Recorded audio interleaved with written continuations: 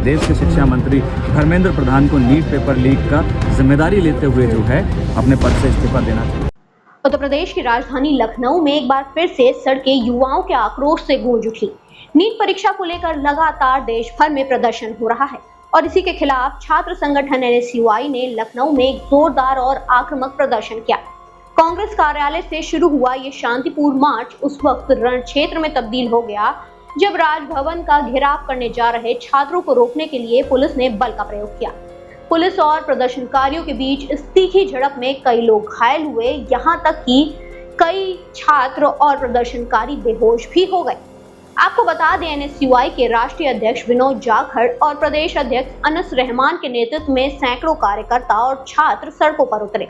प्रदर्शन जैसे ही राजभवन की तरफ बढ़ने लगा, पुलिस ने तैयार की हुई अपनी 4 लेवल की बैरिकेडिंग पे उन्हें रोकने की कोशिश की, पर कार्यकर्ता यहां थमने वाले नहीं थे।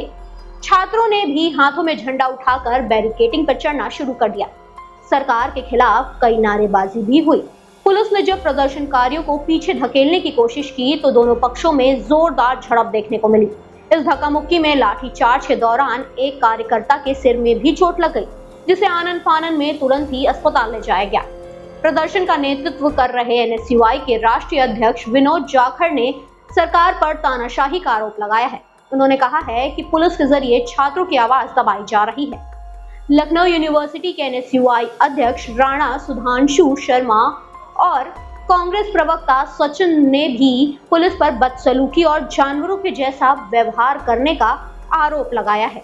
इस पूरे घटनाक्रम पर कांग्रेस और NSUI ने भाजपा सरकार को आड़े हाथों लिया है।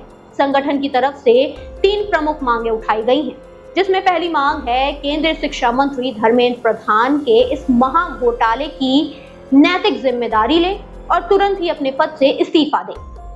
वहीं दूसरी मांग है नेशनल टेस्टिंग एजेंसी पर यानी कि NTA पर पूरी तरह से बैन लगाने की, क्योंकि NTA के कार्यकाल में कई सारे पेपर लीक हुए हैं और छात्रों को बार बार री एग्जाम देना पड़ता है, जिससे कई सारी दिक्कतों का सामना करना पड़ता है उन्हें।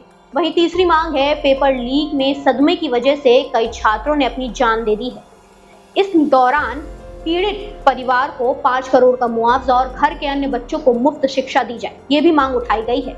वहीं दूसरी तरफ जिलों में जैसे कि अमेठी में भी यूथ कांग्रेस के जिलाध्यक्ष शुभांशु सिंह समेत प्रदेश के कई अन्य पदाधिकारियों को प्रदर्शन में शामिल होने से रोकने के लिए रात में ही हाउस अरेस्ट तक कर दिया गया था। NSUI के राष्ट्रीय अध्यक्ष अनस रहमान ने साफ कर दिया है कि वे सभी राहुल गांधी के सिपाही हैं और लाठी और जेल से डरने वाले नहीं हैं। युवाओं और बेरोजगारों के हक की लड़ाई वो लड़कर रहेंगे।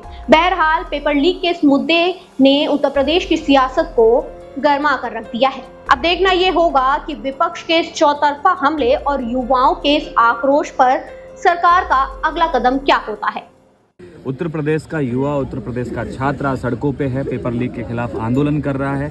नीट पेपर लीक के खिलाफ और बाकी जो पेपर लीक हुए हैं उसके खिलाफ NSUI सड़कों में पूरे देश भर में आंदोलन कर रही है और एक ही मांग है, ना तो उत्तर प्रदेश की सरकार पेपर कराने में कामयाब है, ना देश की सरकार। इस पेपर लीक की जिम्मेदारी लेते हुए उत्तर प्रदेश के जो शिक्षा मंत्री हैं उनको अपने पद से इस्तीफा देना चाहिए और देश के शिक्षा मंत्री धर्मेंद्र प्रधान को नीट पेपर लीक का जिम्मेदारी लेते हुए जो है अपने पद से इस्तीफा देना चाहिए। उसी की मांग को लेकर आज हम लोग सड़कों पे हैं। लेकिन जिस तरीके से हम लोग देख रहे हैं कि NSUI के कार्यकर्ताओं को जो है घर के अंदर अरेस्ट किया गया है, उनको यहाँ प्रोग्राम में आने से, रैली में आने से रोका गया है। मेरी होटल के बाहर भारी मात्रा में जो है पुलिस लगाई गई है, बैरिकेडिंग की गई है। तो ये साफ जो है भाजपा सरकार का डर दिखाई देता है और ये समझ में आता है कि सरकार पेपर माफियाओं को संरक्षण दे रही है, उनको बचाने का प्रयास कर रही है। जिस तरीके से महाराष्ट्र के अंदर पेपर लीक जो पेपर चोर है उनकी वहाँ के मुख्यमंत्री के साथ तस्वीरें आना, राजस्थान के कुछ पेपर माफियाओं की भाजपा के नेताओं के साथ तस्वीरें आना, ये साफ जाया करता है कि इनको राजनीतिक संरक्षण प्राप्त है। NSUI जब तक नहीं रुकेगी, जब तक जो है धर्मेंद्र प्रधान इस्तीफा नहीं देते, NTA को बैन नहीं कर दिया जाता और पेपर लीक के खिलाफ कठोर जो है कानून नहीं बनता है और पेपर जो चोरी करते हैं उनके खिलाफ कोई कड़ी कार्रवाई नहीं।